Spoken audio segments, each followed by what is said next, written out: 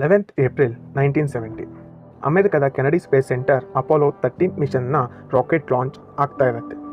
ಆ ರಾಕೆಟಲ್ಲಿ ಕುತ್ಕೊಂಡಿರೋದು total 3 astronauts. ಅವರು ಚಂದ್ರದ ಮೇಲೆ ಹೋಗೋಕ್ಕೆ ಪ್ರಯಾಣ ಬೆಳೆಸ್ತಾ ಇರ್ತಾರೆ.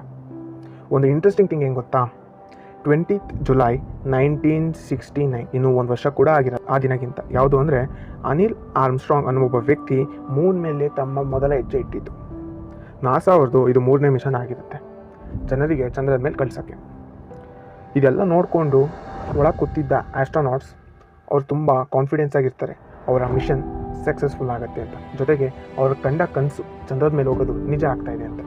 ಬಟ್ ಇದರೆಲ್ಲ ಜೊತೆಗೆ ಅವ್ರಿಗೆ ಒಂದು ವಿಷಯದ ಅರಿವಿರಲ್ಲ, ಅವ್ರ ಕಂಡ ಕನಸು ಯಾವತ್ತೂ ನಿಜ ಆಗಲ್ಲ ಅಂತ.